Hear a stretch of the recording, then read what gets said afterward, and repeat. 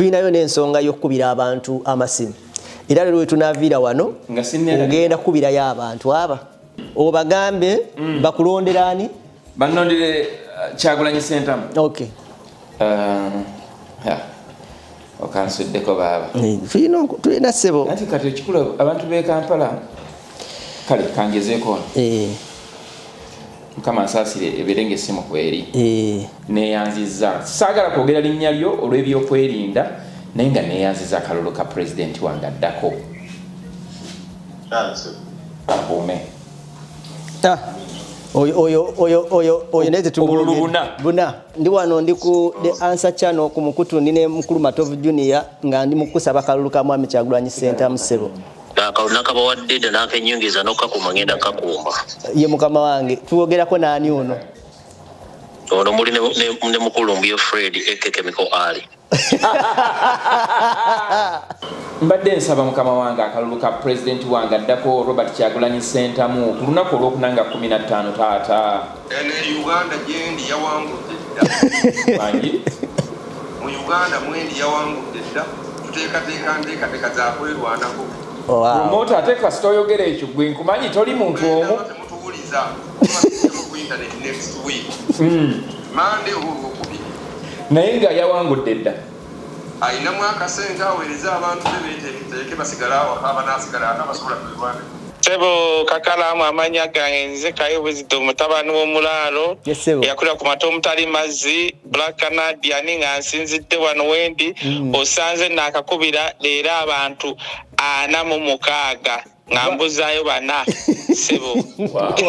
Neeyanza nnyo sebo neeyanze gwe okundowoozaako naye nange ngenda kusaba ekintu kyekimu nkubireyo abantu 20 oba nsabire banondere Robert Kyagulanyi Ssentamu ku bwa president sebo. Nabadde ntambula nesanga omuzungu nga mukwano gwange alina enkoko zino ento. Nangamba nkomewo nesaasanzewo kyakulya nga bamaze okulya nangamba komawo enkya.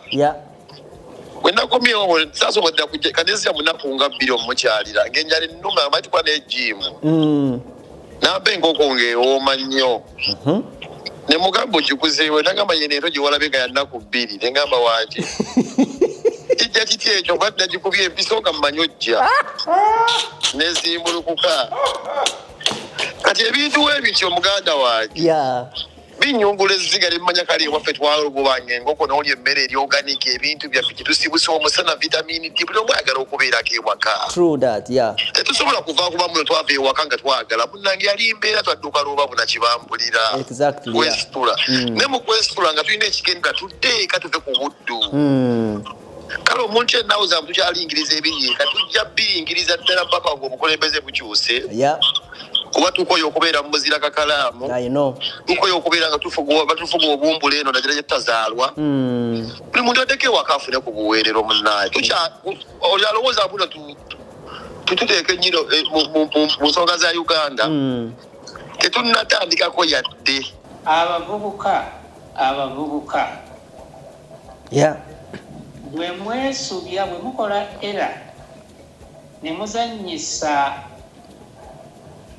olunaku olwo olw'15 mwenenyanga mwekka tali mu bantu mitwalo 10 naye mukakadde taliimu tolisangayo muntu alinganga Kyagulanyi eyeewaayo n'ayirawo omubiri abantu bonna ab'emigigijje.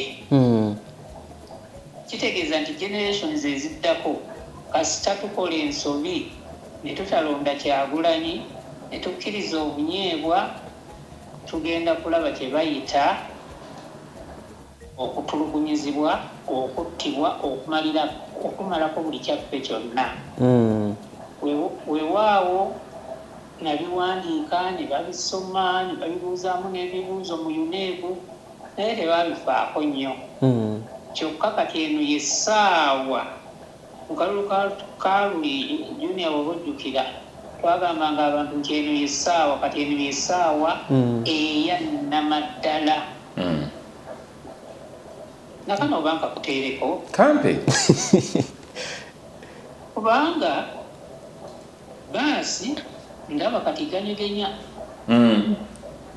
enkumbi tekyalimu muyini etti lisakaatira kukosaakaati zitekuli bibala n'akatono ekisumuluzo kitalavu kyendabawo kyokka ye umbrella. You are watching The Answer Channel, a solution to every situation. Subscribe right now.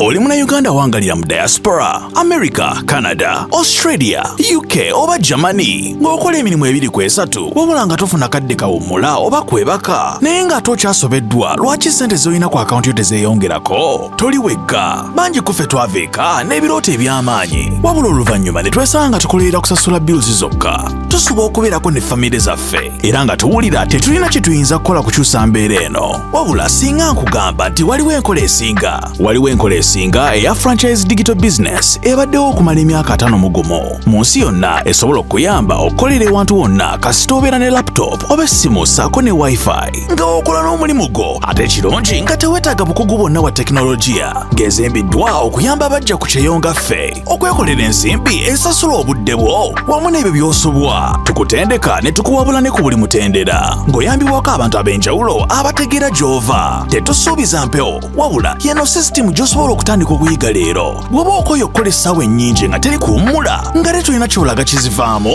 nyiga mu linki eyo wansi okumanya ebisingawo okuba ku simu ya Gerard Seguya oba gwe mumanyi nga Kakalamu The Answer ku +1647 821 8189 oba kyalina omutimbagano www.g-viepena.com.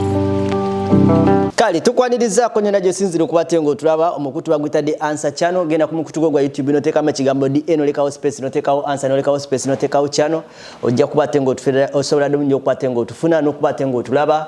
Nze Kakalamu The Answer nina omwami bamuyita Matovu Junior mutabani wa Mbega gwe tuli naye. Tubadde tutandika nsooka ne muwamu obudde ndowooza olunaku olwa Saturday lubeera bwe lutyo sooka kubeerako n'abantu n'obakakasa ensi obeera ku TikTok n'obakakasa n'ogezaako kuba ate nga ekintu ekitwalaganya mpola mpola. Before nga tetunaba kugenda wala ogenda sooka otubuuzeeko nale mbulira abantu kye tugendako. Njagamba nti happy new year abatulaba bannaye n'abagoberera omukutu The Answer ne Kakalamu mwebale nnyo okubanga mugoberera ne guno omwaka mukikolere ddala ate mukkirize mu brand ye ng'omuntu muwagire ebyo byabaleetera nsuubira tasobola baleetera kintu kitagenda bagattako. Njagala okwebaza mwenna abatugoberera, thank you so much. Abanjagala mwebale nnyo mwebale ddala naye n'abatanjagala nammwe njagala Mukama Katonda abawangaaze nnyo mulabe ku kitiibwa kye ng'akyoleseza mu nze nga nnyimusa. Waliwo abatunulira ekifaananyi kyange nagamba embwa eyo sirimbwa ndi muntu ndi ate mu kifaananyi kya Mukama Katonda. So I'm proud to be in front of your camera and I'm proud to be in front of your gadget, TV, radio or any other gadget you're using to watch us from wherever you are. Nze mutamu wa Mbega Aloysius Matovu Junior kwagaliza okuliza obulungi ne bw'oba olina obusungu. Obusungu is one of the ingredients Katonda ze yatuteekamu okusobola okumanya nti we are human beings. Now this year ndowooza mbadde njagala kati ndowooza kati tukuwulira bulungi nnyo. Bululira obadde tompulira? Saagala nti olina earbud ya Bluetooth? Bani kasaka ewunzika bwe bati mba omutima naye lwakuba oyogerera waggulu sebo nze nyina amplifier mu kifuba nze sibumbeera taata sewanyi nnyo. Bana nga tetunabagenda ku episode yaffe eno ey'olwaleero njagala okuba ate nga ntegeezaako waliwo abantu abagezaako okuba ate nga bagamba about my business I'm advertising on my channel nga bagamba nti is this business ya buli omu nange ngisobola nange nsobola ogikola. The truth is business eno si ya buli omu eri abantu abagala okuba ate nga balaba ebintu nga bikyuka in overnight mu kiro kimu balina get rich quick mindset. Business eno si yo. Business eno si ya buli omu eri abo abagezaako okuba ate nga bali mu mbeera gye bagamba nti I'm comfortable wendi sina kipya kyenjagala kukyukako sirina ndio kendi bulungi nga tubadde real oyo omuntu aba talina kyeyetaagisa business eno era mu bulungi bwo bwalimu mu bulambulukufu bwalimu mu kweyagala kwalimu talina nsonga lwaki aba atanonyayo ekintu ekipya kisobola okukwate nga kimuyambako okwerevatinga from that level to another level, but it can be good for you oba can be for you nga oli wakati mu kunoonya nga oli wakati mu kunoonya ekintu ekisobola okukwate nga kikujja ku ddaala eryo lyoliko okuteeka ku ddaala eddala nga olina embeera gy'okooye ng'olina omulimu olina ogezaako okukwate ng'ogenda ku mulimu ng'omubiri gugenda naye ng'omwoyo owulira nga you need something new in your life ate nga ekintu ekyo ky'onoonya kigezaako okukwate nga kikuwa support yonna yonna gy'oweetaaga omuli mentorship omuli coaching literally nga you are not alone wakati ng'opushinga ekintu ekyo ate nga okiyina mu control nga gwakiinako control omanyi kikyotunda omanyi kikyentunza okufuna sente tekirina guarantee by the way this business is terina guarantee nga business zonna neno ne terina guarantee nti ntaddemu kino ngenda fulirawo kino. But if you learn the system, if you learn the nogobera mentorship, nogobera coaching, nogobera yona skills nga bwe ziri literally osobola okubeera ne guarantee nga gwagyekoledde because when you put your effort into it then you will see the result by yourself. Ndowooza kitegerese bulungi. So genda ku website eyo yagala okubate ng'omanya ebisingawo genda ku website eyo ya www.g-byepena.com aba onkubire ku namba y'essimu enamba yange y'essimu but when you go to the website ojja kulaba free webinar bonagiraba ina utategedde then you can come to my contact nogeza ko kwate ngombuza wa utategedde ne tutandikira wo mpola mpola literally abatero kunsemberera tuogera era abatero kunsemberera nga bamaze okulaba webinar ntwesetinga time fena tufevalinga ne tufuna ko kekifananye kyenjawulo notegera kyotegera olabanga bikukoledde then we go on olabanga tebikukoledde diudan tewali kyofirwa na isina kyemfiridwa byo masigadde nga bwe yasanze munne bwe kitewe kibeera now tuli mu kaseera akazigizigi akaseera akasembayo akaseera akali emitima egyewanise ku nji yonna ku kaseera ku bantu abagamba nti babadde mu government for 40 years nga balaba bali comfortable nga bamanyi n'okugamba ebyo munalondera omuzeeyi agenda awangule but wobatula into mu mutima gyabwe waliwo okweraliikirira okugenda mu maaso kati neweebuuza kati wemubanga mulaba nti oli agenda jasika wangulanga bwe kali nga we mugamba nti bagenda kala lwaki muba mweraliikirira now to other side omutima gugamba abaside eno bagamba tetumala bumazi budde tetumala bumazi just time yaffe bulijjo tubikola ki ekipya ekiri awo ekyenjawulo but nabo omutima guli waggulu gwewanise they feel like this is their time this is their chance to okubaako ne kyebakola n'okulaba kensi yaffe ng'ekyuka personally me I want it njagala nkirabeko nange ng'ekyukakyuka mu mirembe ate nendabako nga we can olabanga ofunyeyo muntu ali mu generation etegeera ebintu byotegeera abantu abamu abali mu this government we are so lucky the faces zaffe zaatuuka mu bisenge byabo abantu abamu nga tusinzira ku buno bukyano bwaffe batugamba nti mulina makulu so waliwo abantu mbosinkana nga bali mu bifo ebimu nebya government ne bakugamba bintu tetubitegeera naye mbalaba nisibitegeera tetubitegererako ddala tulaba bulabi nga mukola ate ne bagamba mufunirako sente you understand naye n'omwana wange mulaba abigiragiraawo nayesibira mu kisenge n'abaako byakolakola nga tudde computer omutima gwange gungamba kati bano webabanga be batwala ensi yaffe nga betusuubiramu okubeera nga basupportinga innovation zetulimu bategeere generation kiki kyegamba ssaawa zino ekomandinga ki gundi ya future ya feri ludda wa mu kaseera kano you understand so nkututte bwentyo tulinayo n'ensonga y'okubira abantu amasimu era lero tunaviira wano ngenda kubirayo abantu aba nga sinerabira olaba jazi wili jajja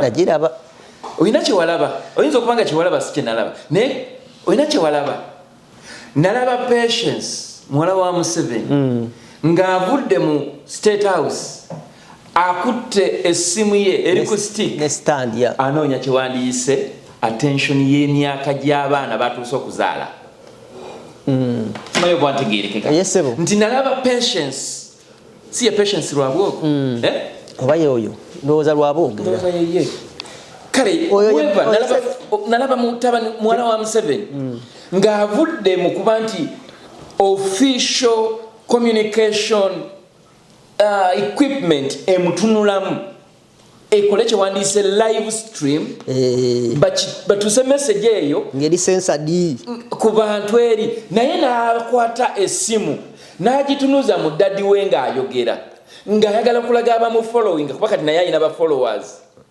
okitegeera ndi live era bino ebigenda mu maaso sina birecording bifuluma unfiltered and you are enjoying it right from the source. Kitegeeza ki they have woken up bazukuse after 40 years bazukuse ne bamanya nti waliyo ensi endala bo gye baakazuukuka okutegeera. Kankuwa ekigambo kimu nga Kyagulanyi tannabagenda mu parliament ezimu ku nnyimba ze lwesijja kujjukira mu kaseera kano kuwa intro ayina we yagambira if the ghetto doesn't come to no, if the parliament cannot come to the ghetto and then the ghetto will come to the parliament itself. Statement yeyo nga tannaba nagenda kubwa MP kati kitegeeza ki nti if the government does not come down to its people, the people are going for the government. Ekyo kyennyini kyekiriwo olunaku olwaleero onosonyiwa okuyingiramu awo then obadde oleeta ekyokuba essimu tuva wano nga buli omu atulisa akuyeyo 2 tujja zikuba ezo simu tujja zikuba oba sooka nga tebannaba nakwebaka oba okubidde ba Kampala oba okubidde ba wano obagambe bakulonderani bannondere Kyagulanyi Ssentamu. Kati olunaku olwaleero nkubirani londa ne waba wa wano kubanga n'aba wano bagamba tetulonda naye wano tosobola kusinzira n'okuwira n'obagamba ne balonda manyi kanoonyeyo nange wano ndaba nanyamba n'akwata nkubirani asooka yasooka asooka okuyitamu naye kanoonyeyo noonye wano njagala kukubira abo bemanyi ba mitima gy'akaluba ba mitima gy'akaluba abo anyway noonyeyo njagala kunoonyayo ba mitima gy'akaluba sagala kunoonya muwagizi gwe manyi nti muwagizi njagala kunoonya omuntu omukyusi nti asobola okukyuka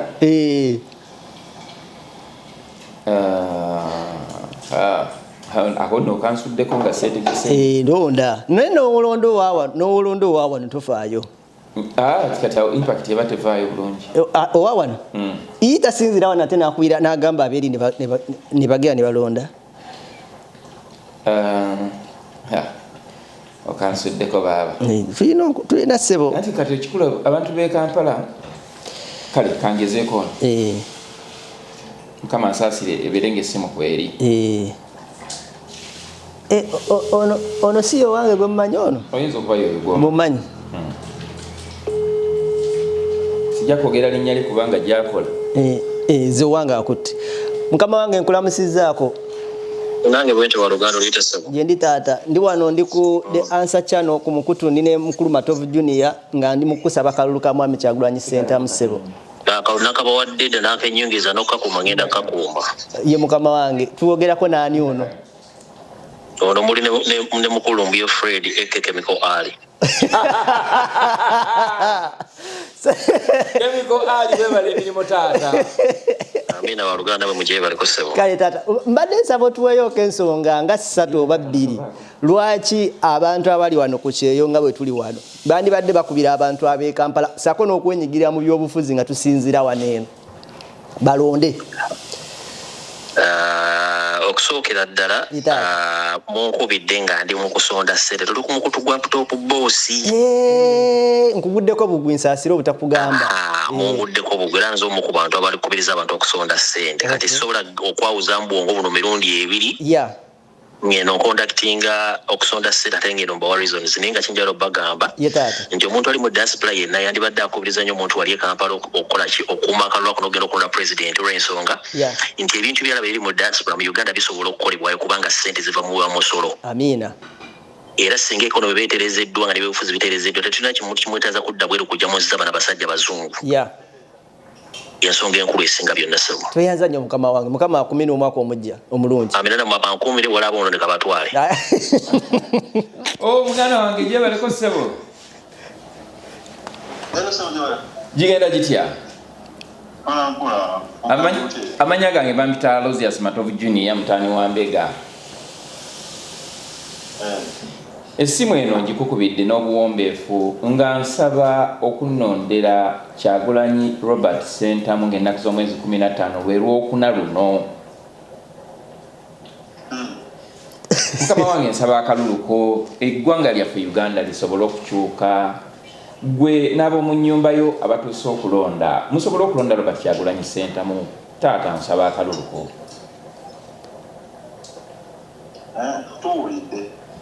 Muwulidde naye tompadde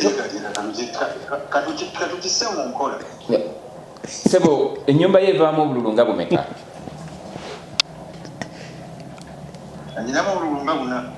Taata tweyanza nnyo tweyanzeege. Mmanye ebintu bingi biyinza okukyuka bwe tubanga ffenna obululu bwaffe tubugasse Kyagulanyi n'abeera ng'awangudde eggwanga lyaffe ne tukyusa ensi nga tetuyiye musaayi. Neyanziza saagala kwogera linnya lyo olw'ebyokwerinda naye nga neyanziza akalulu ka pulezidenti wange addako. Abume. Oyo naye buna buvudde waka buvudde mu nyumba ate kati oyo wekubidde ayina abalala bangi. Kanoonye happy new year my boss. Ateniya mukama wange. Ndi wano ndi ku The Answer Channel ndi ne Mwami Matovu Junior nga ndi mukusaba nge naku z'omwezi 15 onkubireyo ka abantu bannondere Mwami Robert Kyagulanyi Sentamu bamumpeera akalulu. Neyanza nnyo ssebo neyanzega okundowoozaako naye nange ngenda kusaba ekintu kyekimu. Onkubireyo abantu 20 oba nsabire bannondere Robert Kyagulanyi Sentamu ku bwa president ssebo. Kati nga gwe akulira ku kakiiko ka NUP Chapter 1 Canada.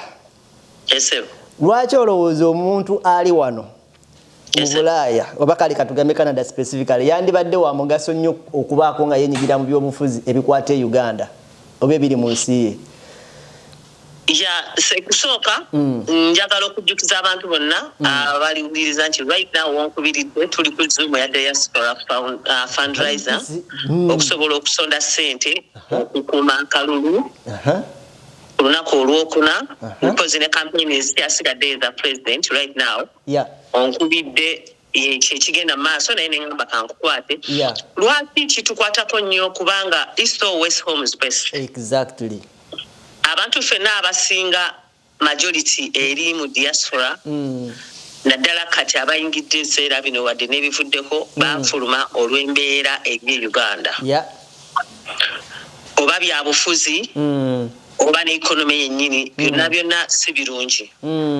Twetaaga enkyukakyuka 40 years mingi. Ekiyamba ensi zino ze tulimu okulaakulana is change of leadership. Buli new idea bwofuna government empya ejja ne ideas zaayo empya. Tegedde bulungi nnyo. Ensonga lwaki tufiirawo tusula tutunula tukubiriza abantu baffe okulonda President Robert Kyagulanyi Sentamu ku lwa Uganda empya ffena gye tutunuulidde. Abantu nga basinze bagamba musigale eyo mukube kyeyo kyamu bino mwabivaako mwabiviirako ddala. Anti tuli banna Uganda. I know. Tebakyerabira. Tuli banna Uganda ate tuteeka kinene nnyo mu nsawo ya gavumenti. Kategedde. Oba mu ggwanika lya gavumenti. We pay a lot of taxes. Eri oyo abadde takimanyi. Tusasula omusolo mungi nnyo okuva mu diaspora. Ogugenda e Uganda. Kozi n'okujjukiza nga sinaba kuvaako nti olwaleero ekiro ky'olwaleero Saturday night tugenda ne kuba ne TikTok live eyagenda kuba NUP Canada chapter tugenda kuba live nga tukubira abantu baffe e Uganda okusobola okubasaba akalulu ka Robert Kyagulanyi Sentamu. Lwaki tukikoze kiro wano lwansonga Uganda bajja kuba bazuukuse Sunday nga bali waka mu Uganda aluse. Owulira otya mu nnaku zino ezibulayo omuntu wakukwata ku mutima gukuba gutya? Ntuyana simanyi oba ndoota biki kugamba The volume is decreasing or increasing. Yeah. The pressure is increasing or decreasing? It's decreasing. No corners. Happy New Year. Webale kwata simu. Happy New Year mukama wange. Mugana wange matovu jini ankulamusizaako. Ye mukama wange. Positive ne mukama wange Aloysius Matovu Joy boyogerako naye mutwebalize nnyo obubaka twabufunye loud and clear. Yeah. Akume. Bale bana ekandire kuzo. Kale. Aloysius Matovu Junior mutamu wa Mbega nkukubidde nga ndi wano ku channel bagiyita The Answer eyakakalamu ndi Canada wano. Mukama wange mmanyi nti oli Kampala era ogenda kulonda naye nsaba oli opposite Makindye police. Aha. Mbadde nsaba mukama wange akalulu ka president wange addako Robert Kyagulanyi Ssentamu ku lunaku olw'okunanga 15 taata. Ene Uganda jendi yawangudde dda. Manyi? Mu Uganda mwendi yawangudde dda. Tuteekateeka za kwerwanako. Promoter ate kasita oyogera ekyo gwe nkumanyi toli muntu omu. Temutubuliza ku internet next week. Monday olwokubiri. Naye nga yawangudde dda. Ayina mwaka sente aweereza abantu bebeeteeke basigala awaka abanaasigala abasobola kwewanda. Wow. Tweyanziza muganda obunkenke bwo bungi ekiri mu Uganda alwokuba temuliiyo naye ffe abaliyo tuyatugira bantu tiri naye nga akalulu tukalina 100%. Taata neyanziza nnyo neyanza egeri nti abalonzi abasinga obungi basangibwa Kampala Wakiso Central Uganda ne Eastern kasito wangula awo abasigadde okugattako bugasi kukyanya wasinga abalonzi abangi kuganda onzizizaamu amanyi muganda wange Eastern region yesebo Central region yakkiriza yesebo kati abasigadde baba wakugattako bugasi ate nga ne Mambuka nayo baatwaniriza nnyo West Nile region ate ekyo kika kati awo wonna ogattako bugasi n'okukumba bukukumbi taata neyanziza onzizizaamu amaanyi naye olina abantu mu Uganda baweereze ssente bakole shopping y'ebyokulya emmere enkalu weewaawo mu mayumba weewaawo neyanze munaye nakuddira kifaananyi ki sofa tuli mu kifaananyi ki gamazima gali nti enkyukakyuka ejja ekyo kyensobola okukakasa enkyukakyuka ejja kanonyeyo emu yokayoka mukama wange nkulamusizaako nze Kakalamu ndi Matovu Junior wane tuli ku The Answer Channel nga nkusaba onkubireyoko ku bantu 15 ng'ennaku z'omwezi 15 okumpeera akalulu mwami Robert Kyagulanyi Ssentamu abali e Uganda.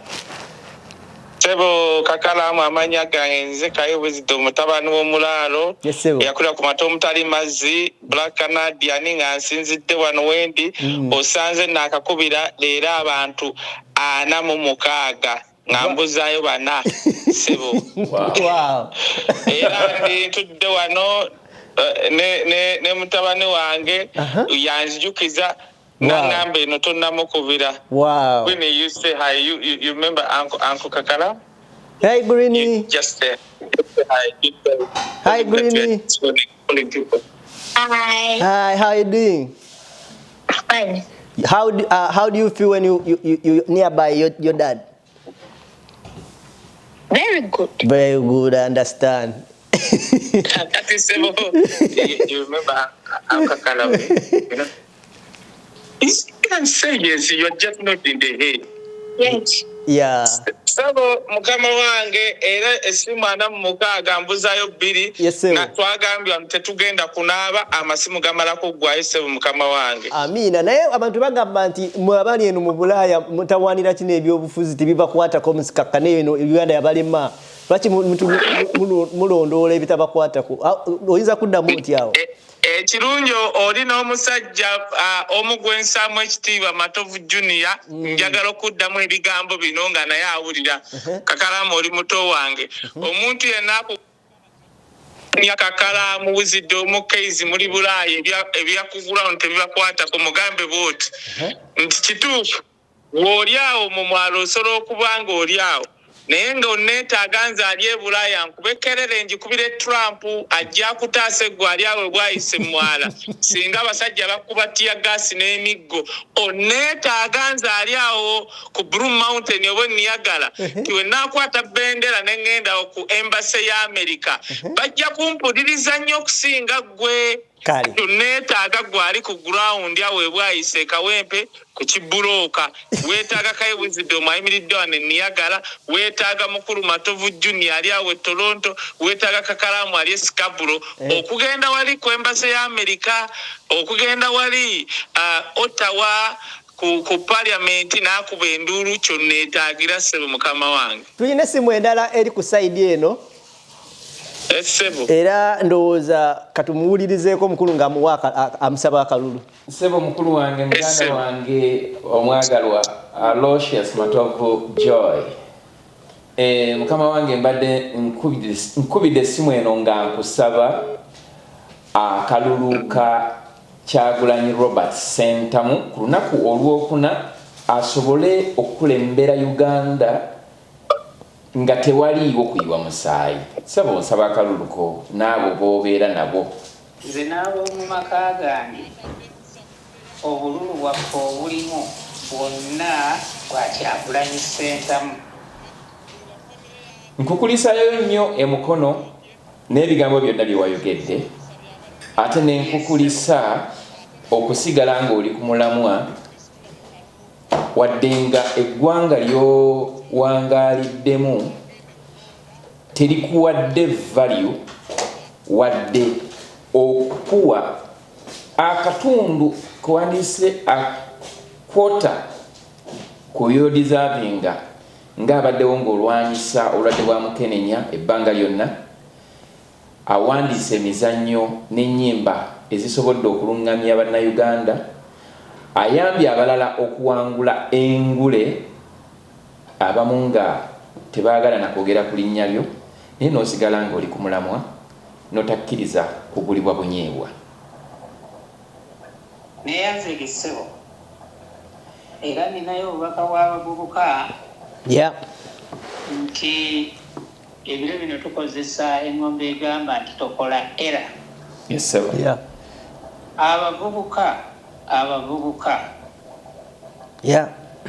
bwe mwesubya bwe mukola era ne muzannyisa olunaku olwo olw'15 mwenenyanga mwekka kubanga ntunuulidde nga Kyagulanyi tali mu bantu 10 tali mu bantu 100 tali mu bantu 100 tali mu bantu 1,000 tali mu bantu 10,000 n'emukakadde taliimu tolisangayo muntu alinganga Kyagulanyi eyeewaayo n'ayirawo omubiri abantu bonna ab'emigigijje. Kitegeeza nti generations eziddako kasita tukola ensobi ne tutalonda Kyagulanyi ne tukkiriza obunyeebwa tugenda kulaba kye bayita okutulugunyizibwa okuttibwa okumalako buli kyaffe kyonna. Weewaawo nabiwandiika ne babisoma ne babibuuzaamu n'ebibuuzo mu UNEB naye tebabifaako nnyo. Kyokka kati eno yessaawa mu kalulu ka luli junior bw'oba ojjukira twagambanga abantu nti eno yessaawa kati eno yessaawa eya nnamaddala. Nakano oba nkakuteereko kampe kubanga baasi ndaba kati ganyegenya enkumbi tekyalimu muyini etti lisakaatira kukosaakaatizi tekuli bibala n'akatono ekisumuluzo kitalavu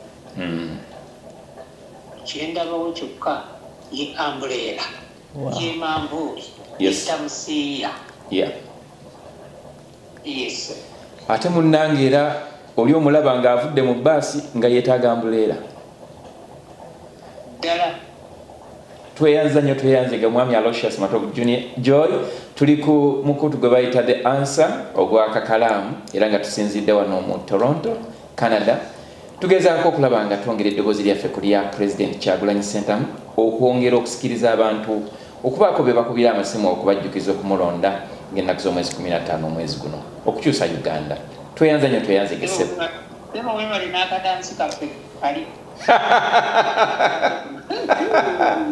Weewaawo. Kale taata. Kama wange nkulamusizaako taata. Sebo nze mwami Kakalamu ndi wano ne mwami Matovu Junior tuli ku The Answer Channel ngekinkubisizaako okusaba taata onkubireyo ku bantu nga 15 sina kindi osinzire wano bagambe ko bagende batulondere ku mwami Robert Kyagulanyi Ssentamu na kuzomwezi 15. Wali taata? Tinsaba taata? Ndi nga tusinzidde wano we tuli ne mwami Matovu Junior tukusaba mukama wange nga bwali neddoboozi eddene era enseso buli okukiwuliriza abantu boolina n'emikwana abakwetoolodde n'abakukiririzaamu batulondere mwami Robert Kyagulanyi Ssentamu ennaku z'omwezi 15.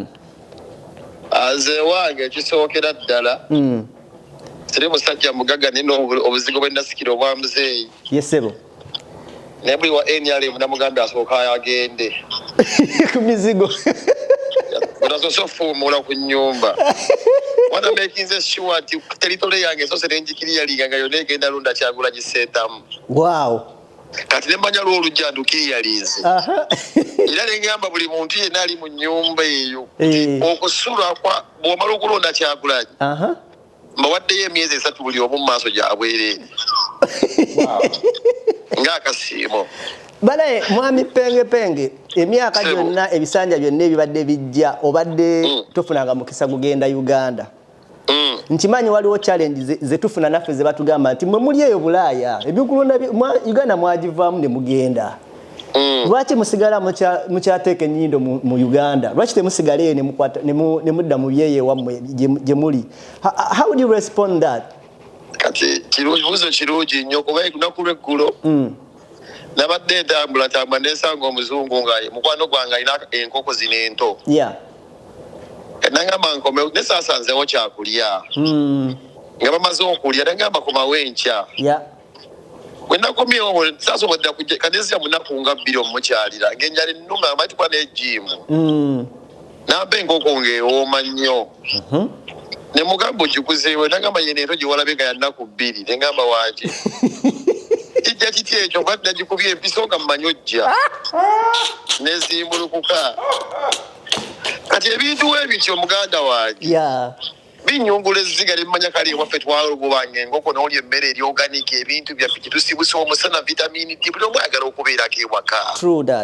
Tetusobola kuva kuba muno twava ewaka nga twagala munnange yali mbeera twadduka lwoba bunakibambulira kwesitula ne mu kwesitula nga tulina ekigendera tudde eka tuve ku buddu. Kale omuntu ennawo zamu tukyalingiriza ebiriika tujja biringiriza ddala papa ng'obukulembeze bukyuse kuba tukoye okubeera mu muzira Kakalaamu tukoye okubeera nga batufuga obumbula eno nagira gyetutazaalwa buli muntu addeko ewaka afune ku buweerero munnaye olowooza buno tututeeka ennyo mu nsonga za Uganda tetunnatandikako yadde paka nga kiwedde kutidde. Tweyanza nnyo tweyanzege mukama wange kabadde kakiyita mu lujja nga njagala kuwulizaako ku ddoboozi n'okwagaliza omwaka omujja mukama wange. Amina Sebo Matovu Junior mundabire naye omugambe janansonyiwa naye ngenda naye mujjukiza ati mugenda okubira nga mbagamba londe Kyagulanyi ate naye ngenda kuddawe kanyingenda kuddamu ate nkujjukiza manyize zinakulya ku Bugalama tusaali answa oli muntu wa violence kati ngenda kuddamu yanange kukubire ko kenyini mbajjukize Kyagulanyi Ssebo kale weyita Kakalamu The Answer. Yesebo kabikyuke mulabire Kyagulanyi The Answer. Amina era kimugwana. Amina Seba kumada kubira akomye munange.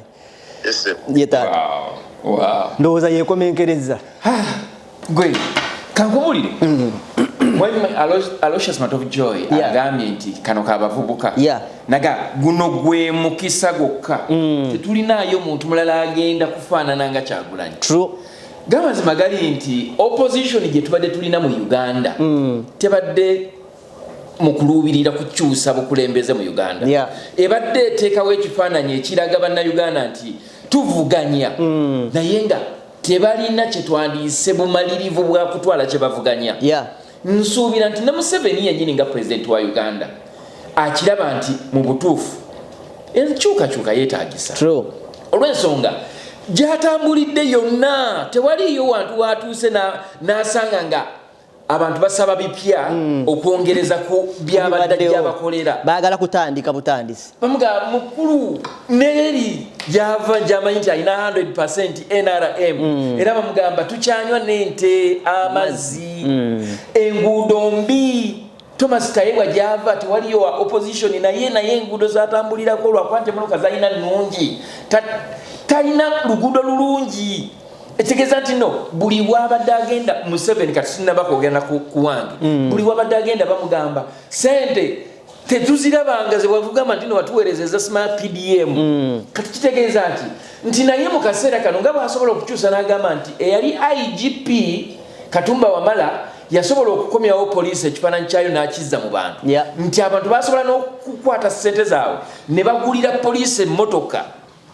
Mumbeera eraga nti n'emirembe nagyo bagicontributingako. Naye yamugjawo n'aleeta omulala, n'aleeta Kayuula, n'aleeta omulala, n'aleeta byakagaba, n'aleeta kitegeeza nti buli wooteekawo enkyukakyuka mu kintu wabawo ekijja n'enkyukakyuka. Mu koozi zino ze tufunye kool esooka ebadde evaawa. Esoose evudde wa Teacher Lumbuye. Ezeeke evudde egenze wa mukyala Brenda Nakato oyo yakulembera Canada chapter. Wano. Ne tugende wa ne Uganda bwenkubire sagala kugenda naye nga y'omu ku ba top gundi aba media bali mu TV. Yaliko piddi wange mujjukira. Nga nina TV gye nkolako mugazi Lwazza. Then nenzirako eno nenkubira Mwami Kayo Wisdom. Noddeeyo n'okubira Joy. Nenzira eno n'okubira Penge yasembye Lucifer. Bwetyo we tutambudde. How do you feel? Responses zaabwe zibadde zirina impact according ekisinza okunsanyusa nti tetwaze na list yabe tugenda kukubira. Obadde onoonya bunoonya. Nange mbadde nkubira omuntu gwembuuza nti ssaawa 5 ez'ekiro akyatunula. Kubandi bano nawe tuli eno naye abali mu Europe ssaawa zanjawulo ku zaffe ziri wano. Kati nga oyino era nina nze mbadde nkuba nga teziyita gamanyi nti bebasi. Okitegeera. So this positive response ey'abantu abali eka and away eyongera okulaga nti bannayuganda betefutefu okugenda mu kitwandiisa enkyukakyuka. Ekyokubiri kikuwa ekifaananyi ekijjuvu nti abali eka n'abali away from home bonna balowoozanga munnayuganda ali eka nti bitukwatako. Oli wadde okubira Penge n'agamba mwana nze ndi byange ab'Ekampala be bamanyi. Naye akugamba naawe wennyini alina okukubira akujjukize. Gwoyinza okumujjukiza gwate ne weerabira. Okitegeera. Kyongera okulaga nti bannayuganda yonna gye bali wamu n'abali ku ground mu kaweefube gwe balimu ow'okulaba nti bakyusa eggwanga. Lwaki twandyagadde nnyo okukyusa Uganda mu mirembe? Era n'okulaga bannayuganda balowooza nti tekisoboka omuntu okujja okufuuka pulezidenti wa Uganda nga tayise mu kuyiwa musaayi. Tubalage nti kisoboka. Kisobokera ddala. Tetuteekeddwa kukwata mundu okusobola okujjawo eyajja n'emmundu. Ekiteekesaawo abantu okulonda yengeri gye tusobola okukyusaamu ebibaddewo nga tetwetaaga kuddamu kuyiwa musaayi. Bannange gwatulaba mu kaseera kano ebintu bingi naawe wennyini w'otudde ogamba nti mu butuufu wateeka okubeerawo enkyukakyuka. Kibi nnyo omulokole okugenda n'essuubi ly'okufuna ekyo ky'osabira naye nga toyagala nkyukakyuka mu bulamu bwo so nga n'ekyo ky'oyagala okujja kigenda kukyusa status yo.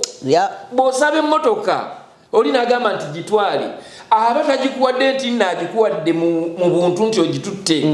Tugenda ne tumenze nyina mikono gyange abalokole bangi twabadde abangame twabeeranga mu overnights nyingi naliko mu vision nights nyingi n'owandiika bye weetaaga era muba muvaawo mu 31st nga muyingidde fast n'agamba kitwale ekyo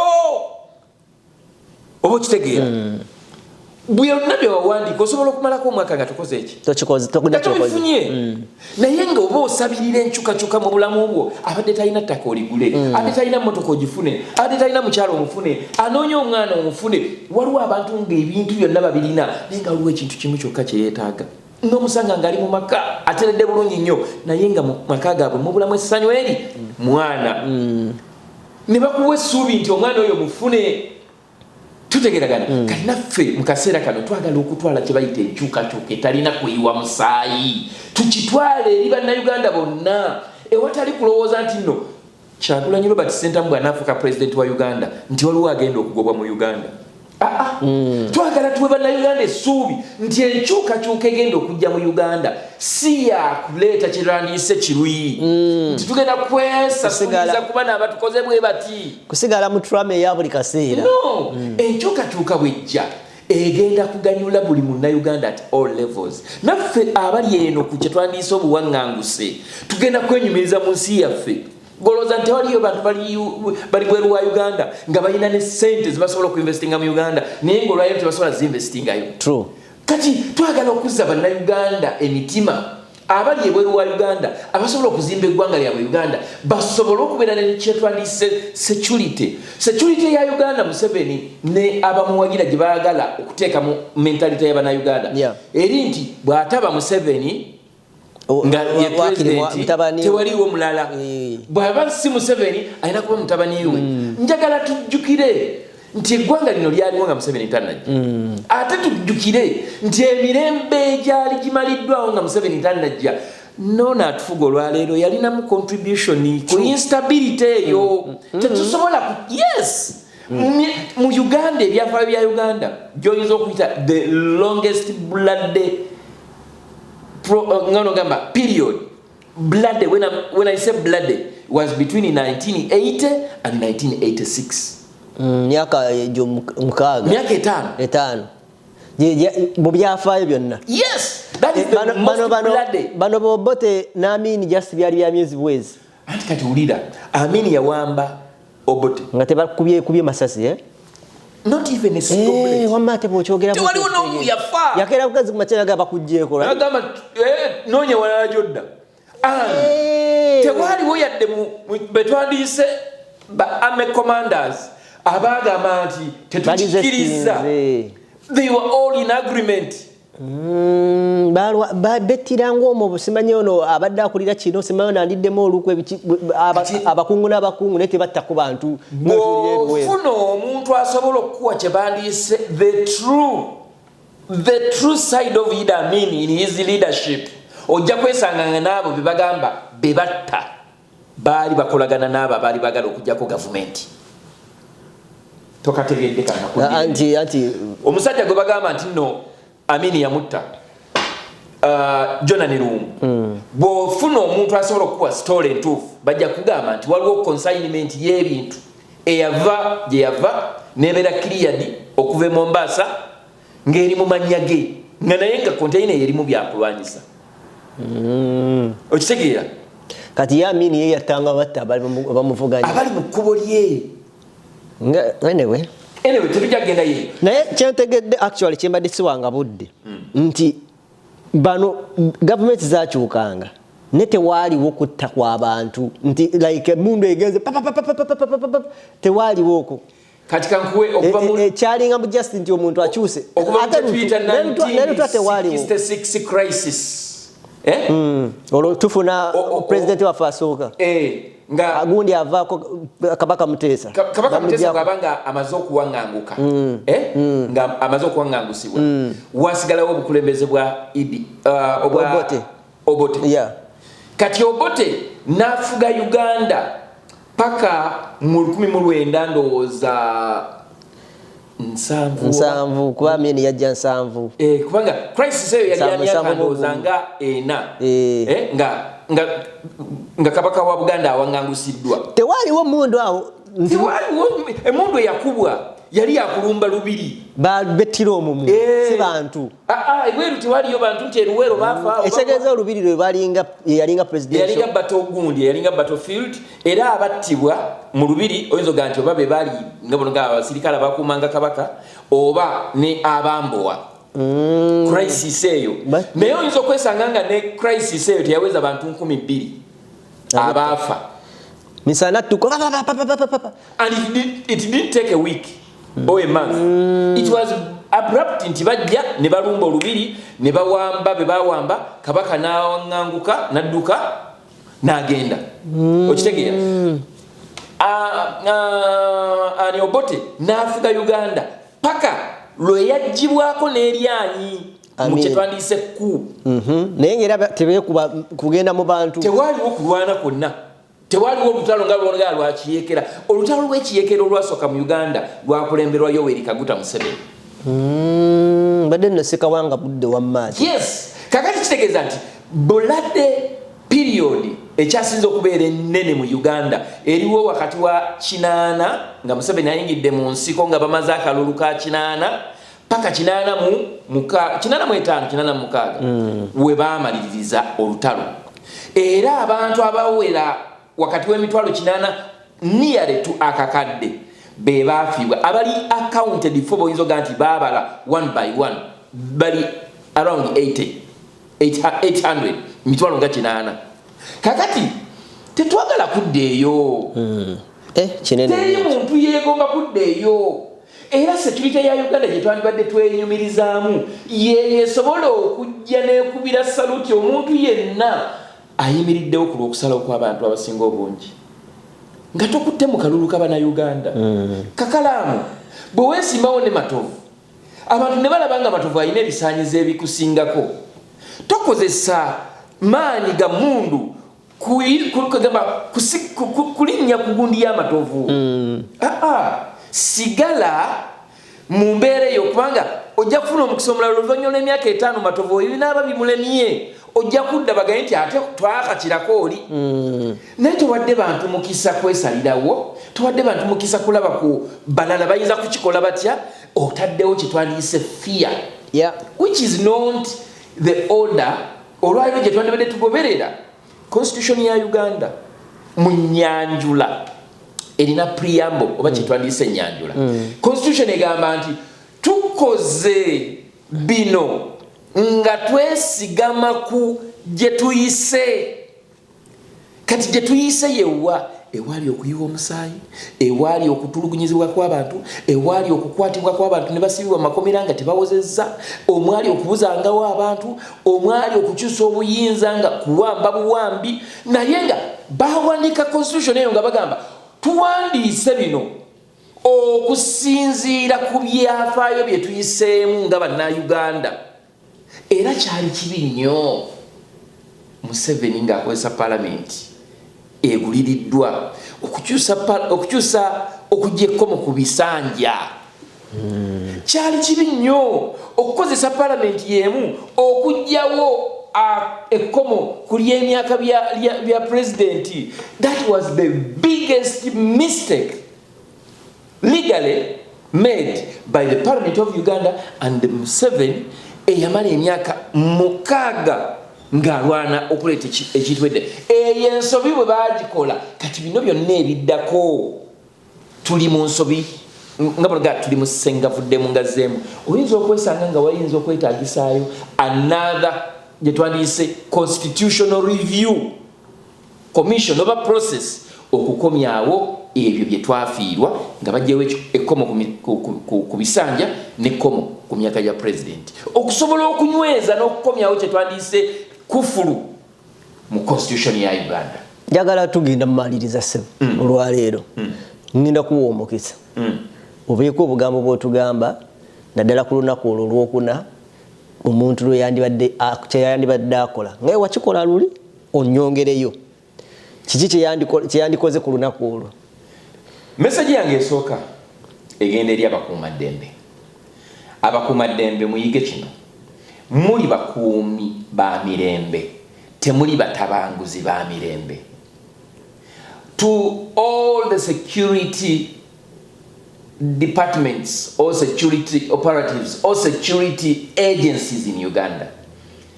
The police is supposed to keep law and order, not to disrupt order. The army, your first mandate in the constitution is government, mukume banna Uganda, mukume Uganda, n'ensalo okuveri betwandise abagalo giteka ko bulumbi obo bulumbaganye. Tewaliwo muteeka maje wegawerwa buyinza kudda ku bannansi kubatulugunya. Nsaba amaje ga Uganda muleme kukola nga musinzidde ku feelings zammwe. Muleme kuteeka ku banna Uganda kifuba nga mwesigama ku mmwe bye mukkiririzaamu ng'abantu. Mukole kye mukola nga mukikola ku lwa Katonda n'ensi yammwe. Ba RDCs mukole kye kimu. Ba returning officers waliwo ba returning officers babagenda okugamba nti gwe nangirire ebirala obindekere. Jukira olina abaana naawe wennyini obulamu bw'ekikulu n'abantu bo. Mukkirize okusalawo kw'abantu kuwulirwe ate kugende mu nkola. Emirembe gisobola okukuumibwa. Ono akugamba nti kanoonye teriyo abadde takanoonya. By the way, sirogani ya NUP ye sirogani NRM gyetambulirako. Lwakuba nti bo tebaagala kuvaayo kukyogerako. They are protecting the gay. No. Ngambe nti no eya kanoonye kakuube kakuume kagoberere bwe bakabba kalwanirire. Kyongamba nti owa NRM bwe bamubba akalulu nga yagamba nti bannaye banzibye ngadde wakanga yebaka. Owannuku byayagala okukola ku kaluluke naawe owa NRM n'omulala yenayenda era byayagala olw'ensonga nti byonna biriwo okulaba nti bireeta obuwanguzi bugende eri oyo abantu gwe basazeewo. So abakuuma ddembe mukuume emirembe naye temutabangula mirembe. Abalonzi mugende mulonde. Bwe mumala okukuba akalulu kammwe tambula odde mita 20. Oyinza n'okweyongerako nogaa kambeera 25. Beera mu kifo osobola okulengerera nti ono gwe bagamba nti azze okulonda tetumumanyi na ku kitundu kino. Kyekireeta abantu okubeera nga babeerawo bwe bati kuba bano ba polling agents tebamanyi buli muntu wa ku kitundu. Naye mmwe abantu musobola okugamba nti naye oyo nga tetumumanya abeerawo. Kyekireetera abantu okuyimirirawo ebbali. Tokola kavuyo, tolaga buwagizi bwo ng'oli around, tojje ng'oyambadde olugoye lwonna lwa kkala y'ekibiina kyonna ky'owagira. Beerawo ebbali, kuuma emirembe osobola okuba nga ogoberera ebigenda mu maaso. Londa nze abantu abangoberera mbasaba mulonde Kyagulanyi Robert Sentamu kuba president. Buli olaba umbrella tobuuza nti ani aliwo mu kabokisi akalinanye umbrella teekamu katiki wakati awo katiki akatonotono.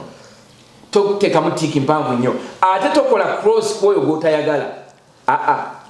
Ku mulundi guno abanaabeera okumpi ne abagenda okubeera verified with biometrics kakasa nti akaluwako nga okajjeyo wali bakayisizaamu akuuma ako ne kalaga green. Banga bw'otaakikole ako bajja kukalaga nga akaafudde. Naye kakasa nti obululu bagenda bawo obululu busatu. Kuliko aka president, kuliko aka MP ne woman MP. Naye kakasa nti obululu obwo bwonna busatu babuskaninze ne kalaga red, ne kalaga green. Green.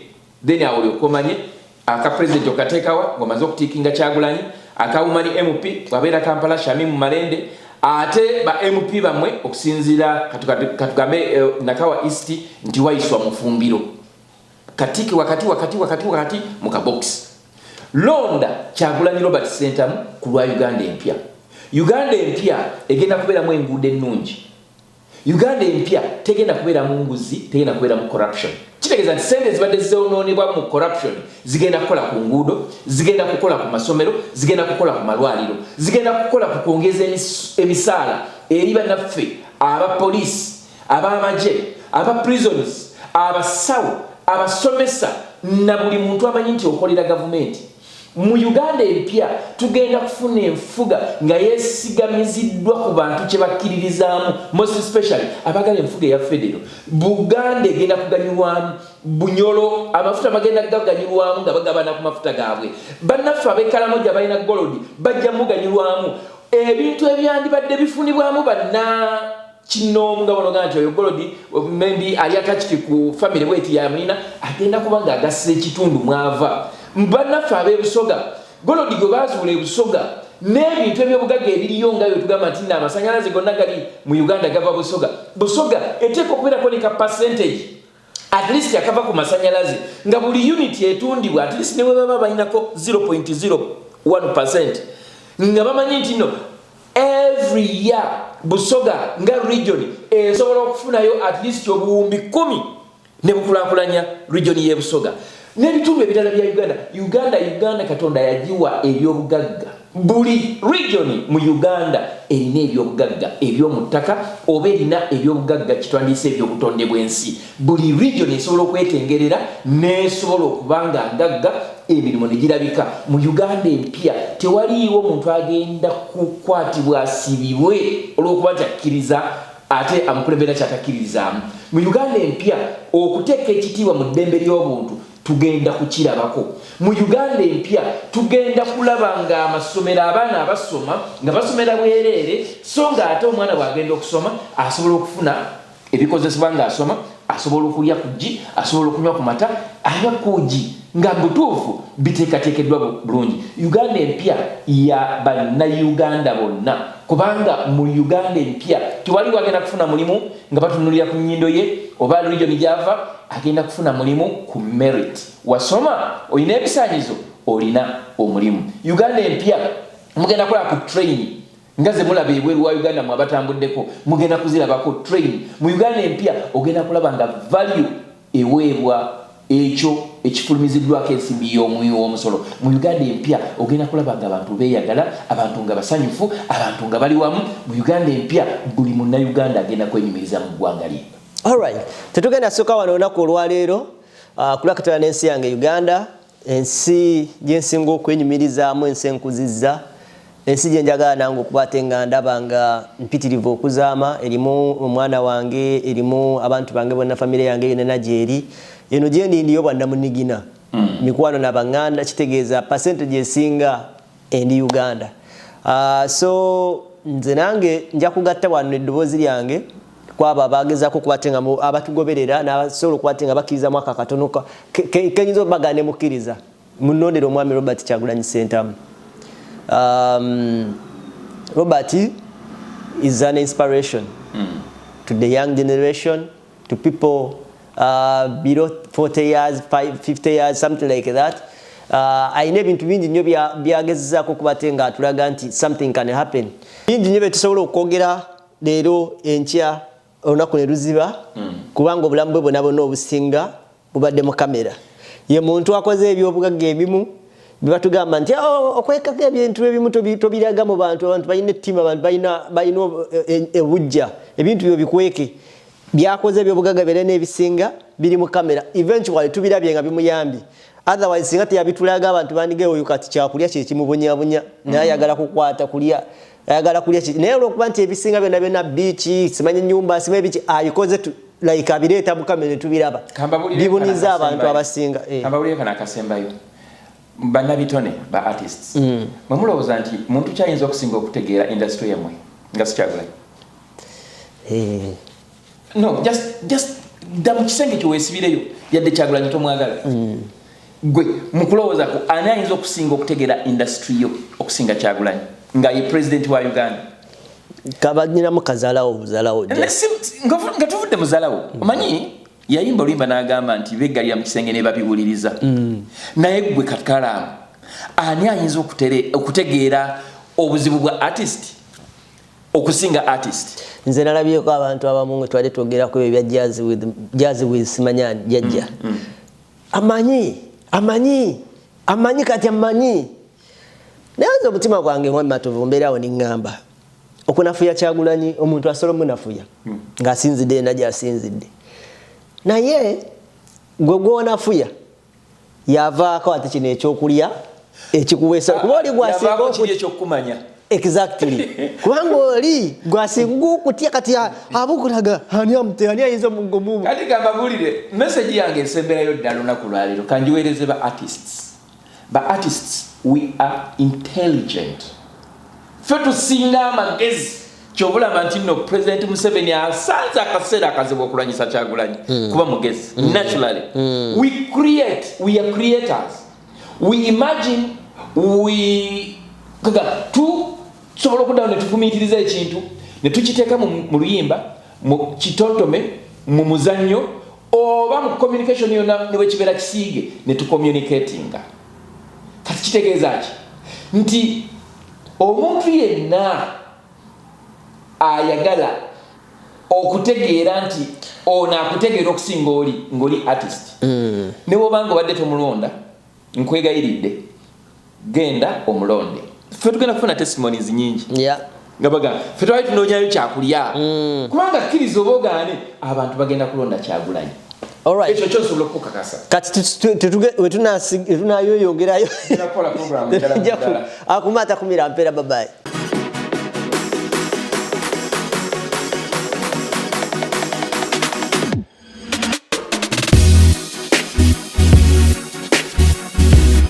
The Answer Channel, a solution to every situation.